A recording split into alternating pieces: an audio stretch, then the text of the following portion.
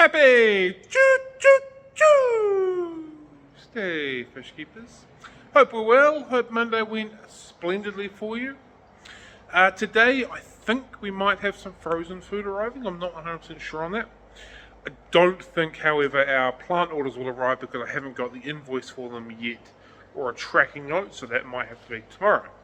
So that rules plant orders out. We're going to, however, continue to shift out here. So once we shift out the bristlenose and the platies from down there, that means all of these tanks through here are pretty much clear except for some of the fry, which means we'll be able to move through and probably sell these. Most of the fry are big enough to probably move along there, so we'll start fiddling around with that as well. But got to get through these platies and these bristlenose today. I've had someone come in and say they're interested in buying these 3 racks plus another one over there, so we're kind of in negotiation conversations out there. If that does happen, it means my corridorinis and L number issue kind of stops being an issue. Not sure how I feel about that because, well, I like them. And that's pretty much it. But at the moment, this doesn't seem to be like a logical way of keeping them in my fish room back at home. But we'll see how we go. So they might all just go in one hit. They might not. We'll just see how things pan out with that. Begun making arrangements for people to give me a hand to get through or moving this on the weekend. I think I'm short one person at this stage, but we'll see how we go. Also dawned on me I need to paint this.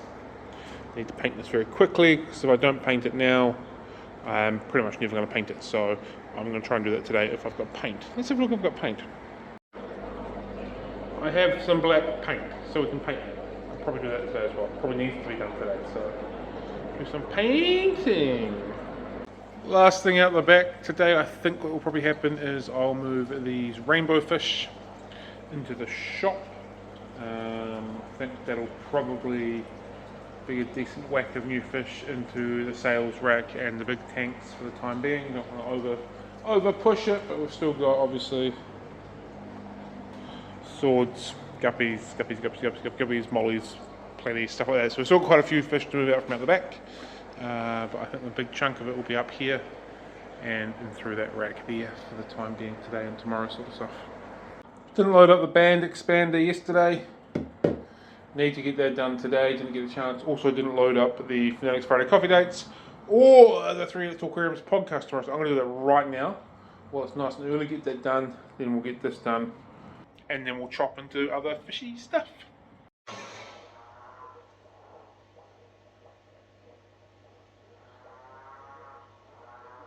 In true 3 Idiots Talk Aquariums form, there was an awkward silence. Stream is all set up, ready to rock and roll. This week we are talking about difficult fish to keep. It was selected by the poll that we ran on YouTube, so the people that are watching our podcast on YouTube decided this is the topic for this week. Ironically, I put a lemon tetra on the thumbnail, which, let's face it, is one of the hardiest fish ever. Do you think we're actually going to talk about the topic? Probably not. Is it going to be a fun time? Hell yes, it will be. Right, so that's that done. I've also just jumped onto the YouTube machine to get the Fanatics Friday coffee date organised. We're speaking to Lewis Tencat. He is a corridorian catfish. Knowledgeable human being when it comes to the catfishes. So that's going to be a cracker as well. But I did just notice that we have 3,497 or 95 subscribers or something like that. It'd be pretty cool to crack 3,500 by the end of this week. Totally arbitrary number, totally ridiculous, doesn't mean anything, but round numbers are cool, so just been a little tick in the box. So yeah, not a lot, but still means a lot to me. So if you haven't yet subscribed, do it, and let's crack to 3,500 by the end of this week. This seems like a great time to ask today's algorithm engager. This is where I ask you a question. You like the video and you answer the question. By answering the question, it gets the YouTube machine showing more people these videos, which in turn gets more people seeing the Fanatics Friday Coffee Date, which is the live stream we do with super awesome guests once a week. That there is the absolute jewel in the crown. It is such an underutilized resource. It is phenomenal if I do say so myself. Anyway, Just checking the fish. We're all good. Today's algorithm engager. It's a real simple one. I'm not like a massive technical type of guy. And I might have asked this before, but what is your favorite group of fish? So, as long as you just don't say, I like cichlids, we'll be okay here. Well, you can say that if you want, because if that's what you like, that's what you like. But you like Corydoridines? Are you a big fan of Loricariides? Do you like the tetras, which are see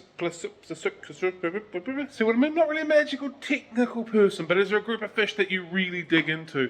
It might be that you like catfish and you really like Ancestris, for example. Or you might like Corydoridines and you like the, wait for it, am I going to butcher it? The Aspodyridines? Anywho, you know where I'm getting with this. Is there a group of fish you might really like gouramis, but you really like the samurais or the chocolate gourami? I have no idea what that name is off the top of my head. Subspecies, probably not even the right terminology, even more so. So is there a wee group of fish that you really get your jollies off on? So let me know in the comments down below. For me, I want to say the Frontosa group, but it's not really the Frontosa group because I've only ever had Burundi, which I do really like. It probably is something in the catfish range, Loricariides or Corydoridines. Something in that, I guess, would be my thing. I could probably break it down a little bit further than that, but I'm not going to, so you don't have to either. Anyway, let us know in the comments down below. Like the video. Let's crack on. What are you doing outside? Let's crack on for the rest of the day. As you all know, I'm fairly easily distracted, and the lights, that light not being on, but the lights in here with the moving of all the rainbow fish took my attention before. And all the yellows from the apple snails as well. Anyway, there's some pretty rainbows. It's cool that we got some rainbows with some colour. Because obviously they've been sitting out the back growing out to spawn from, and so they've come coloured. Which is lovely jubbly. Not sure which rainbow I prefer, the Bosemani, which I do really enjoy, or the reds, which are also really gorgeous. Actually, I think, I've never owned them myself, but I have seen them, the Parkinsonized. They are an absolutely amazing rainbow fish. Don't normally come into New Zealand. I think they may or may not have made it into New Zealand in a non-legal capacity. And we're talking like 10, 15 years ago when I saw them. No chance they're probably here now. But anywho, they would probably would have been my favourite rainbows. Rainbows are pretty cool. They're just stupidly hard to sell when you're small because they don't have any colour. Anywho, back as we go. It's 11 AM and you know what that means. Sun ain't out. But sun most definitely is. And I may or may not have forgotten to take the eggs out of the smudge pot tank last night, so there may be some left and there might not be. If I get a chance, I'll have a look today. So, the time has come for Tech Nasty to make this work. Not looking forward to this. The first instruction already confused the crap out of me. The dude at the shop said something completely different to what the instructions said. The instructions read, power on. You think that's simple. Plug the extender into the power outlet next to your router. Wait until the power LED turns solid on. The dude at the shop said plug it in close to my laptop in my office. I'm already confused. The next thing is set it up on an app. I don't want to set it up on an app. I want to set it on my laptop. I hate tech stuff. But we will get there. Probably with more caffeine. Coffee sounds good right now. It's connected. Sorry, that's not true. It's found it, but I can't remember my password yet again to get onto the internet for it to connect. This is the same problem I think I had ages ago when trying to connect to the dual internal camera thing. If I can remember the password or work out how to find my password, we're away. I've got someone coming to collect some fish soon, so I'm going to get that sorted and then I'm going to get back to this, but this sucks.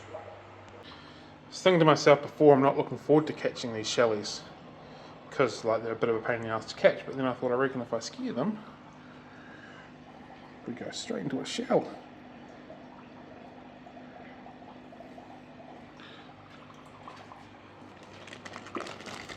and straight into the bag. That made life easy. Now to make sure I catch all the rest of them in here.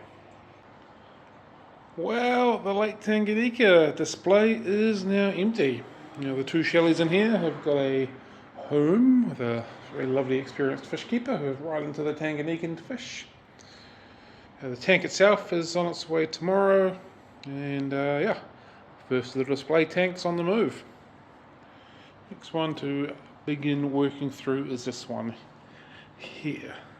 Sort of struggling to price things appropriately, but hey, we'll make it work. It's pretty cool. It appeared that the dwarf Sagittara, anyhow, dwarf Sag is purling a little bit, which is kind of neat. Surprising, there's no CO2 going into it, and there is also no light on it. But there is some purling going on through there, I believe. There's also more purling going on through there as well, so that's pretty cool. It looks like the moss is just beginning to creep up and out. Not that we're going to see it develop anymore, but it's still kind of neato. And the saw plant is producing more flowers as well. Also pretty neato. Alright, all the bottom tanks are clear except for that one there which has got the red apple platies and my calico bristlenose, just because I don't know what I want to do with the calico bristlenose just yet. I'll get the apple platies out in a second.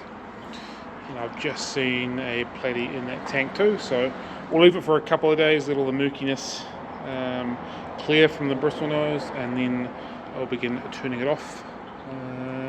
Actually, maybe I won't. I'll turn all the heaters off. Maybe I won't, I'm not sure. Just more thinking if anybody wants to buy the setup, they'll probably want all the filters well established and ready to go. So if I turn them off, that's not going to happen.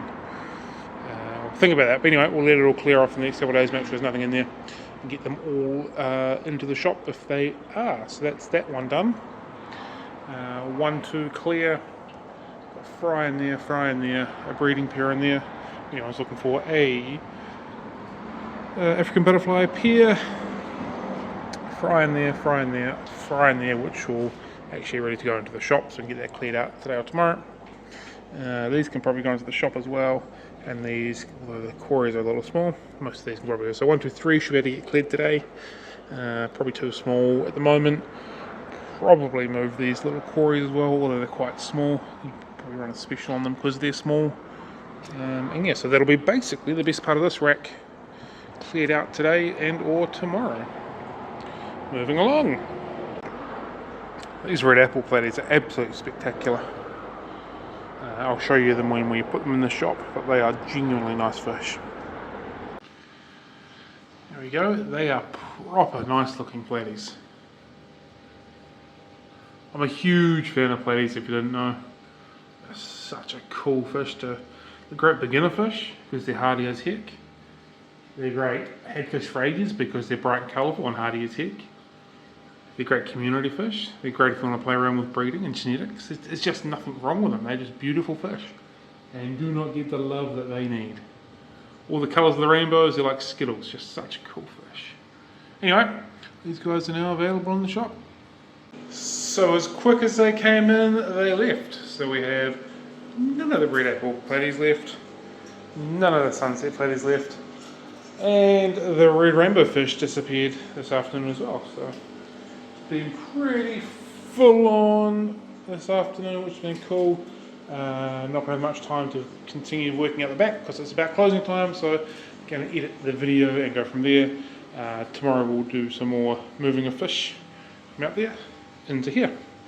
We'll also list this up tomorrow as well, I think. We better set up, we've got art going on. Cool wee rack system. Yeah, I think that'll be it for tomorrow, I believe. Can't remember if I said, but the shellies are all gone. They've gone to the new home. Tank will be picked up tomorrow. And then this bad sav I'll start listing and playing around with tomorrow as well. Once that's gone, that does that, obviously. Cleared off, happy days. I might look at relocating this to my house sometime soon as well. Possibly, probably, most likely. Pea puffer tank will go as a single unit. Had someone inquire about that today, so I'll price that up tomorrow as well. And as we can see, I've not painted it yet. I was speaking to a customer and I was saying how the maths isn't mathing to get all these tanks into my shed, and came up with the idea of maybe putting a tank like this dead smack in the middle, like as a middle center divider, and then a couple of tanks on the outside. That is, of course, would solve the problem of me being able to keep my cats. So which is the main problem at the moment. We'll just see how we go.